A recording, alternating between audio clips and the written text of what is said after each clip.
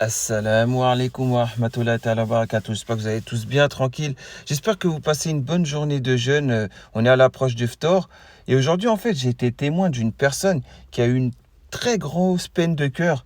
Et ça m'a donné envie de faire la vidéo là que je vais faire. Et bah, surtout que voilà quoi, c'est quelque chose de courant de nos jours. Et puis bah vous allez comprendre, hein.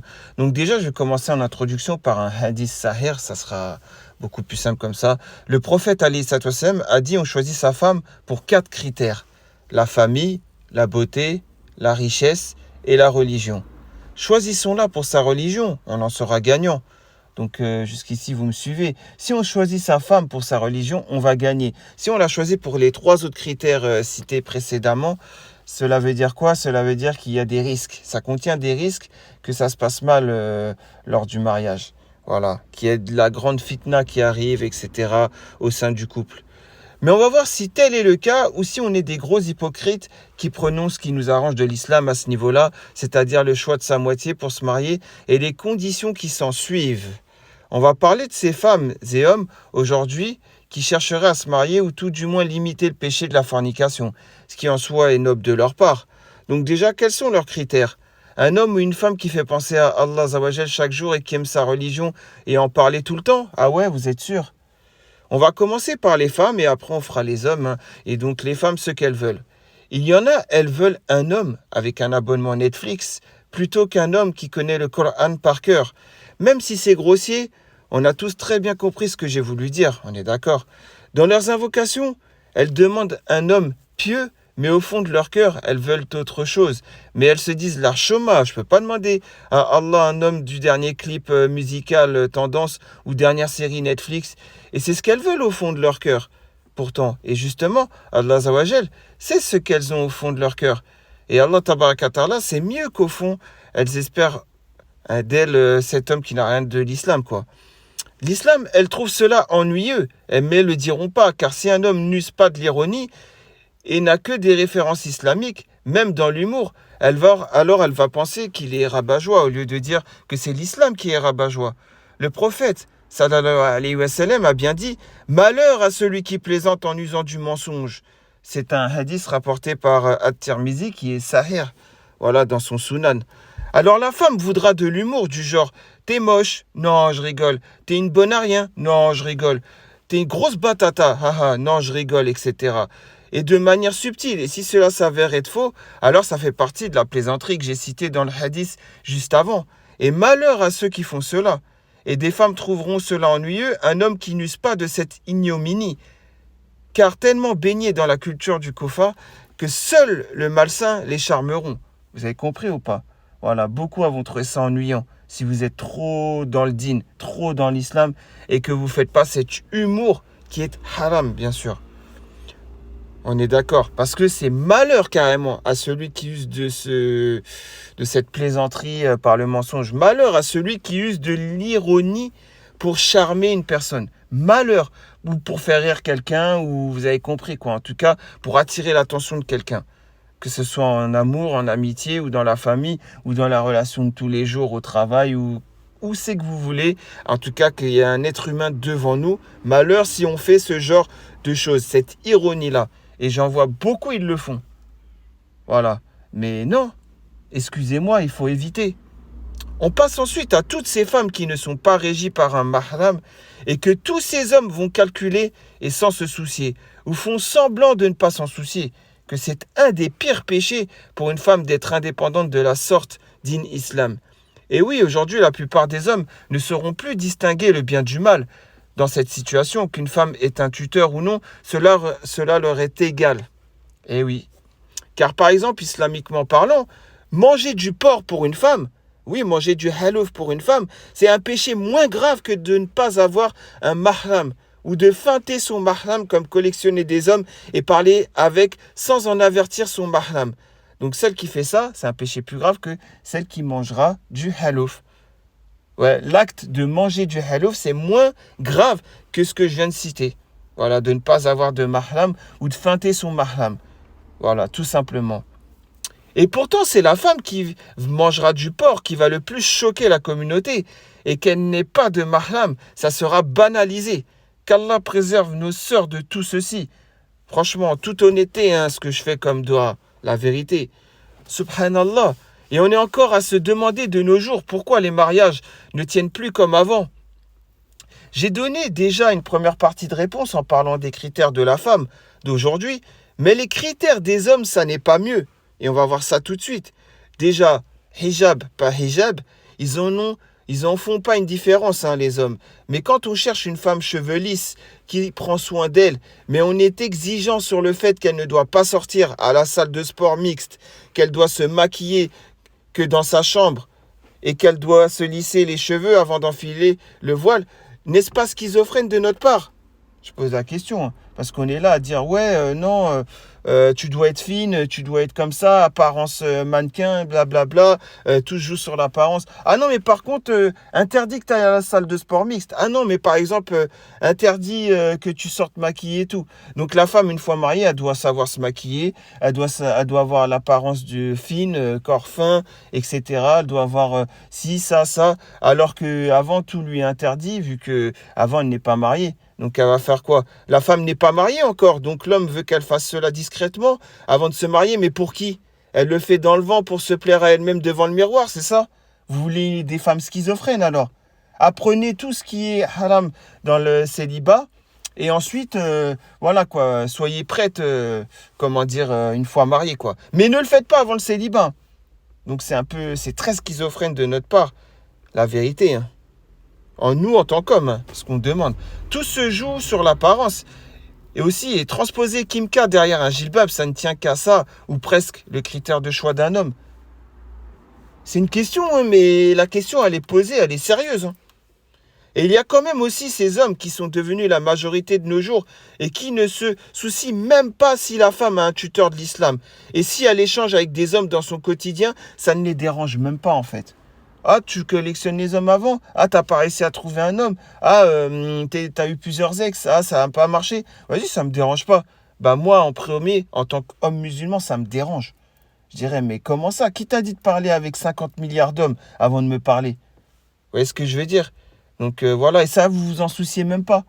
Normalement, vous devez savoir que celles qui ont parlé avec des dizaines d'hommes avant vous, c'est des femmes qui ont le cœur usé, qui ont le cœur noir, qui ont plein de points noirs sur le cœur. Mais ces points noirs sont apparus dans le haram, en discutant avec des hommes hors mariage. Et quand elles disent les hommes tous les mêmes, à votre avis, ça veut dire quoi? Qu'elles ont essayé beaucoup d'hommes pour dire cela. Mais Allah Azawajal ne leur a jamais demandé de faire ainsi, de procéder ainsi pour trouver un mari. Voilà, donc là on est dans le cadre bien sûr de l'offre et la demande. Voilà, il y a beaucoup d'hommes qui sont faibles et qui vont parler vite fait à des femmes dès qu'elles leur fassent un petit clin d'œil. Vous voyez ce que je veux dire? On est d'accord? Donc, l'offre, elle est là. Les femmes se transforment en femmes faciles. Voilà, exactement. Et les hommes ne se soucient même plus que ça a été des femmes faciles jusqu'à ce qu'elles viennent nous rencontrer, quoi. Nous, on ne s'en soucie même pas du passé. Non, il faut s'en soucier. Il faut se dire, mais je veux pas de toi. Le seul moment où on a le cœur avec des points noirs sur le cœur qui sont apparus, c'est si la femme, elle était mariée et qu'elle a divorcé avec cet homme-là. Et encore une fois, là, elle doit se remettre en question, puisqu'elle doit se dire, ah ouais, cet homme-là, ça n'a pas été, on a divorcé. Pour quelle raison? C'est qu'il n'y avait pas le critère de l'islam. Quand je l'ai choisi, cet homme, j'ai dit oui à un homme qui avait que l'apparence du musulman et dont Allah Azawajal n'était pas satisfait de lui. Vous voyez ce que je veux dire? On dit la vérité. Donc voilà quoi. Après, elle peut avoir son appart, habiter seule et s'en fiche de leur père. C'est au contraire un plus pour ces hommes. Ah oui, carrément. Ah ouais, je vis seul avec mon gosse ou je vis seul sans enfant. J'ai mon appart. Ouais, t'inquiète, tout est équipé, tout ça. Voilà. C'est un plus pour ces hommes-là. Ils se disent pas genre, ouais, mais non, tu dois être régi par un mahram. Donc qu'est-ce que tu fais toute seule? Il est où ton mahram, quoi? La vérité. Car beaucoup penseront qu'elle sera plus facilement détournable de la religion. En fait, c'est ça la vraie raison. C'est des pervers au fond de ces hommes-là. Voilà, c'est ceux qui veulent, elle vit seule dans son appart et tout. En tant que pervers, il va penser comme ça. Elle sera plus facilement détournable. Avant même qu'on se marie, même si on se marie pas, c'est pas grave, j'aurais profité d'elle. Je serais venu dans son appart. On aura fait des choses. Vous voyez ce que je veux dire? Subhanallah. Et ça va même chercher une femme sur TikTok ou Instagram, ou s'imprégner de ces femmes pour en vouloir une comme cela, artificielle, qui ne se soucie que de sa propre apparence. Les gens, vous me trouvez belle aujourd'hui? Oui ou non? Vous connaissez hein, ces fameux TikTok et tout ça, ou les lives Bigo Live ou je sais pas quoi, là, les lives sur Insta et tout. Et elles sont là, elles disent, ouais, comment vous me trouvez même si c'est entre sœurs, c'est pareil, hein, c'est du pareil au même, hein, c'est tout joué à l'apparence. Ouais, comment vous me trouvez j'ai mis ce voile-là aujourd'hui, ça me va bien, et mon maquillage, ça va. Et elles le font même devant des hommes en live. Mais bon, même quand elles le font devant des femmes, ça prouve déjà que, voilà quoi, elles cherchent l'apparence, elles ont que ça comme souci, là, souci que de leur apparence, quoi. Subhanallah. Et donc, voilà quoi, elles font ça, c'est exactement, et c'est transposé sur un tapis de prière, cela. Vous le savez, hein. Tout ça, c'est transposé sur un tapis de prière, ces idées reçues, etc. Astaghfirullah. Ces femmes ont l'embarras du choix et finissent par se perdre et collectionner les conquêtes sans finir par se marier ou exigences à la hausse car elles ont été trop gonflées. Ah oui, elles ont été trop gonflées. Tous ces hommes-là qui leur disent t'es belle, machallah, et ci et ça. Ouais, viens, c'est avec moi qu'il faut que tu parles. Non, c'est avec moi. Non, non, non, c'est avec moi. Non, si, non, ça. Vous avez très bien compris ce que je veux dire. Vous les gonflez trop, ces femmes-là. Bah, maintenant, désolé, hein, mais elles se sentent plus, quoi. Voilà. Et elles ont l'embarras du choix. Elles ont trop l'embarras du choix, comme je viens de le dire. Et oui, forcément. Donc après, bah, il n'y a plus de mariage. Puisqu'elles ont connu Rachid. Ah, lui, il est pas mal. Il est bien. Ouais, il prie et tout. Ouais, il me plaît, etc. Ah non, mais là, il y a peut-être lui. L'herbe, elle est plus verte ailleurs. Lui, peut-être, c'est mieux. Mais vous vous inquiétez pas. L'expression qui dit... On sait toujours ce qu'on perd dans la vie, mais on ne sait jamais ce qu'on récupère. Cette expression elle a tout son sens. Voilà. On sait ce qu'on perd, mais on ne sait jamais ce qu'on récupère. Et beaucoup d'entre vous sauront de quoi je parle. Ils ont été acteurs de cela. Ils ont déjà parlé avec une femme, tout leur correspondait ou presque. Et puis après, ils ont dit non, vas-y, je lui parle plus, je la zappe du jour au lendemain. Ou alors les femmes aussi, c'est pareil, il y en a qui ont fait ça. Et après, en espérant, ils trouveront quelqu'un de meilleur. Ils n'ont jamais trouvé quelqu'un de meilleur. Et ils sont là, ouais, quand j'ai parlé à cette femme en 2016 ou en 2014 ou je sais pas quoi, c'est avec elle que j'aurais dû me marier, etc. Voilà. Et moi le premier, hein, ça me concerne. Moi je dis ça, c'est pour moi le premier. Hein. Parce que croyez pas, je vous dénonce vous seulement. Moi aussi le premier. Je peux rentrer dans ce cas de figure. Subhanallah. Donc voilà. Mais alors, on en revient à ce que j'ai dit plus tôt. Vous vous étonnez après que le mariage ne dure pas. Où est la baraka dans tout ce que je viens de dénoncer?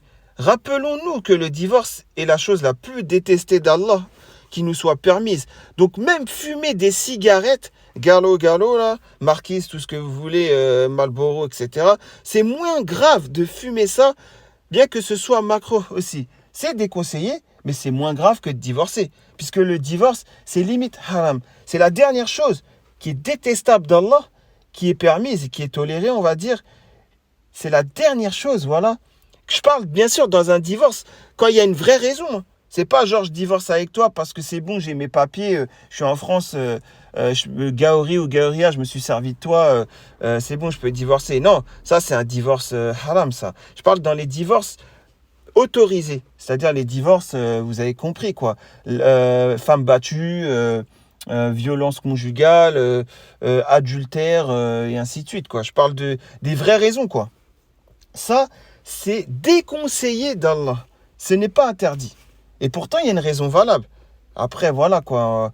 Il fallait choisir la personne qui est dans la religion et pas suivre un peu ses passions, le nefs, etc. Vous avez très bien compris ce que je veux dire. Tout ça parce qu'on a eu du vice et des critères éphémères et que l'islam était au 1000e plan. Le divorce survient et même après avoir accusé le coup, on refait les mêmes erreurs et on ne retient pas la leçon. Subhanallah, c'est vrai, hein. Il y a beaucoup de mamans comme ça divorcées, mais elles ne retiennent pas la leçon de leur divorce. Elles recherchent encore un homme comme les mêmes critères qu'elle avait avec le premier homme avec qui elle s'est mariée, où ça s'est très mal passé et elle a divorcé. Voilà, les gens ne retiennent jamais les leçons de leurs erreurs, malheureusement. Alors ensuite, après avoir fait le choix du mari ou de la femme pour un but de mariage avec ses critères éphémères, où tout se joue à l'apparence et au caractère malsain, il faut célébrer ce mariage. On en parle des fiançailles. Est-ce qu'on en parle? Ça existe depuis quand ça en islam, les fiançailles? Fiançailles, c'est irreligieux et c'est imiter les incroyants, soi-disant pour que l'homme et la femme puissent officialiser auprès des familles, et entourage et parler normal. Mais pour Allah Azawajal, il n'y a eu aucune union et les deux restent des étrangers. On est d'accord. Dans certains cas aussi, quand le mahram de la fille est d'accord, ou bien dans le cas des égarés, quand la fille est indépendante, son père il est au bled, où elle vit même pas avec son père, s'il est en France. En gros, vous avez compris quoi. Elle voyage à plus de 80 km, elle va s'installer ailleurs, etc., etc., quoi. Et qu'elle a décidé par elle-même, seule, après avoir échangé hors mariage des mois ou des années durant, et qu'elle est d'accord aussi. Donc ça, c'est l'autre cas de figure. Eh bien, il se passe que du négatif. Voilà. Quand il y a le mahram ou quand il n'y a pas le mahram. Il se passe que du négatif. Pourquoi? Parce que fiançailles du kofar, donc les fiançailles de la mécréance, hein, faites avec DJ, musique, danse, gaspillage, nourriture, traiteur, cortège, voiture de luxe, rodéo urbain, tout ça avec des costumes à 1000 euros et des robes au même prix aussi, et j'en passe et des pires. Hein. Voilà quoi. Donc quel baraka vous voulez qu'il y ait, puisque dedans la musique c'est haram, le cortège, les voitures de luxe, déranger tout le monde avec le rodéo urbain, sur la place de la mairie. Bref, vous avez vu toutes ces vidéos, hein, vous les connaissez tous, avec le costume, le costard, voilà quoi, blanc, etc., la cravate rouge et tout. Voilà, être sur son 31, tout ça. En fait, voilà quoi, ils disent immortaliser ce moment, c'est ce qu'ils disent. Hein. Mais bon, pour Allah tabaraka ta'ala, c'est un mauvais moment et il n'y a que du haram dedans.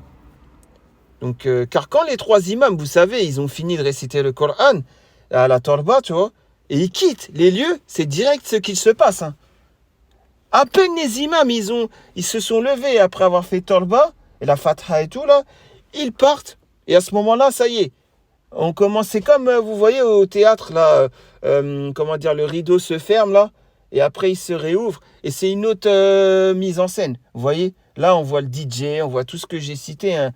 La mixité, la danse, la musique, et blablabla, vous avez très bien compris. Hein. La pièce montée, on va la démonter, etc., etc. Subhanallah, ça c'est de la pure hypocrisie, on est d'accord. Donc comment après on peut dire, ouais, pourquoi j'ai divorcé? Pensons à cela aussi. Pensons à cela. Pensons à ces fêtes-là qui sont strictement haram en islam. Tout ce gaspillage, tous ces mauvais œils qu'on a ramenés à la fête. Vous avez compris ou pas? Donc voilà quoi. Ça aussi, ça rentre dans la non-baraka au mariage. Et ça s'ajoute à la liste, hein, ce genre de cérémonie. La mairie, oui, pourrait être déclarée civilement, pas de souci. Mais le mariage religieux, c'est sans tous ces artifices et fêtes. On est d'accord? Donc voilà, beaucoup vont dire ouais que le mariage religieux, le mariage religieux déjà c'est la tolba, la fatha, vous avez très bien compris. Voilà, les imams qui récitent le Coran, les invocations, etc. Le futur marié qui récite le Coran et tout, etc. Voilà, c'est ça. Vous avez compris ou pas? C'est ça la fête religieuse. C'est pas ce qui s'ensuit, la musique, les DJ, les cortèges, les nuits de noces à l'hôtel, je sais pas quoi, etc. Ça, non. Bien sûr que non, ce n'est pas accepté d'Allah tabaraka ta'ala. Voilà, une petite fête, c'est-à-dire, voilà, on va chanter les Hamdah, vous voyez? Aslata alik, ya Nabi Mohammed, sallallahu alik, an Nabi Mohammed, ou alors je ne sais quoi d'autre comme Hamdah, mais vous avez compris. On va chanter ça en tapant des mains, c'est ça le vrai. Voilà, au pire, si on veut vraiment être ambiancé. Voilà, c'est ça que je veux dire. Mais juste, récitation du Coran et tout, ça suffit par les trois imams. Fin de l'histoire. Arrêtez de vous prendre la tête là avec les... Et puis les hommes là, quand vous voyez une femme qui veut ce moment là, immortaliser ce moment par des fêtes de n'importe quoi, eh bien justement, éloignez-vous-en de ces femmes. Quand on va s'éloigner des mauvaises femmes et quand les femmes vont s'éloigner des mauvais hommes, il n'y aura plus que des bonnes personnes puisque ça revient à l'offre et la demande.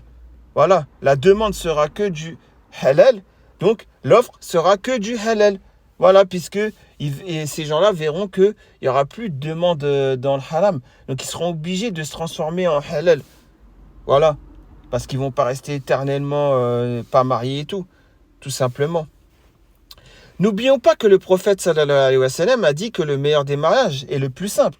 Vous le connaissez ce hadith. Je ne vais pas... Voilà quoi. Vous le connaissiez bien avant moi. Des années, des décennies avant moi. Donc, appliquons-le ce hadith. Appliquons-le sûrement même. Réformons-nous en ce mois béni de Ramadan et essayons de prendre conscience des enjeux du musulman dans cette dunya et de nous dire que nous ne sommes que de passage. Donc de chercher le mieux pour nous qui puisse nous élever dans l'islam et non nous égarer. C'est surtout qu'on devra se justifier auprès d'Allah à Yom Kiyama. Et donc on devra aussi justifier si une personne bien et irréprochable dans le dîn s'est présentée à nous et qu'on n'a pas voulu, sans raison islamique, se marier avec. Et vous savez très bien, beaucoup d'entre nous vont se reconnaître. Il y a des gens qui sont venus vous parler. Ils sont irréprochables, islamiquement parlant. Vous n'avez rien à leur reprocher. Voilà, ils sont bien, ils sont dans le dîn. Allah Azza wa Jal les a ramenés devant vous parce que dans vos invocations, vous avez demandé ces gens-là. Dans vos invocations, vous avez dit, Ya Allah, ramène-moi une personne bien pour me marier. Ces gens-là sont venus à vous par le biais d'Allah Tabaraka Ta'ala. Et vous en vouliez pas. Pourquoi? Ah, il est ennuyeux.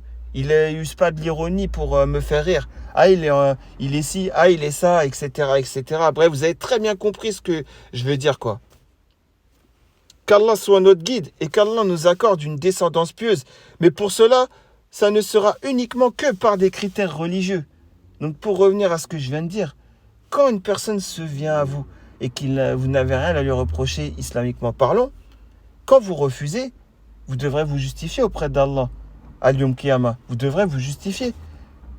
Allah Azza wa Jal va vous demander de vous justifier devant les anges, devant les deux anges qui seront là. Kainzouj Malaikat, ils seront là et vous devrez vous justifier. Voilà. Allah t'a ramené quelqu'un de bien. T'avais rien à lui reprocher, islamiquement parlant. T'es sûr sereinement t'aurais vécu toute ta vie avec sans divorce, sans accroche, sans encombre, sans rien du tout. Pourquoi t'as refusé? Voilà ce qui va nous être demandé. Ah, pour une question de nationalisme? Ah, pour une question de quoi aussi? Ah oui, parce que j'avais oublié, il y a le nationalisme aussi qui rentre en compte.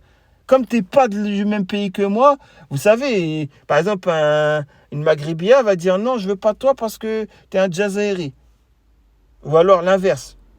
Voilà, vous avez compris ce que je veux dire. Des fois, c'est même, pour moi, tu es un reconverti, mais je t'appelle comme un Gaori. Ah, tu restes un Gaori pour moi dans ma tête, même si tu es un reconverti. Donc, je veux pas toi, mon père, il va pas accepter, soi-disant. Des fois, c'est même pas vrai. Le père, il est même pas nationaliste. C'est ces femmes-là qui inventent que leur père est nationaliste, et ainsi de suite. Vous voyez ce que je veux dire?